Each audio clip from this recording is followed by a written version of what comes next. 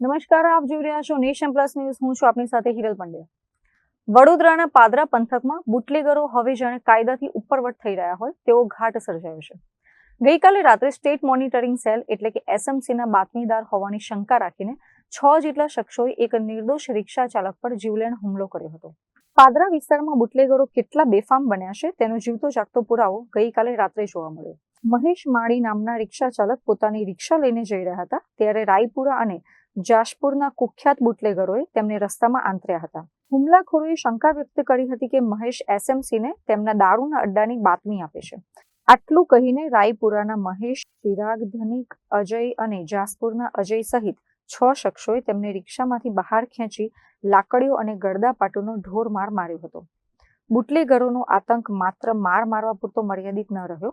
હુમલાખોરોએ મહેશના ગળામાંથી 1 તોલાની સોનાની ચેન અને ખિસ્સામાંથી 1500 રૂપિયાની લૂંટ પણ ચલાવી હતી. આરોપીઓએ જાહેરમાં બડાશ મારી હતી કે પોલીસ તેમનું કંઈ બગાડી શકે નહીં. આ હુમલામાં મહેશને ગંભીર ઈજાઓ પહોંચતા તેમને તાત્કાલિક હોસ્પિટલ ખસેડવામાં આવ્યા છે. પાદરા પોલીસ હવે આ મામલે બુટલેગરો પર કેવી કાર્યવાહી કરે છે તે હવે જોવાનું રહ્યું. Bureau report, nation plus news, Padra. સમાચારોના સતત અપડેટ મેળવવા માટે અમારી નેશન પ્લસ ન્યૂઝની યુટ્યુબ ચેનલને સબસ્ક્રાઇબ કરો, બેલ આઇકન દબાવો અને જોડાયેલા રહો ફેસબુક, ઇન્સ્ટાગ્રામ અને ટ્વિટર પર.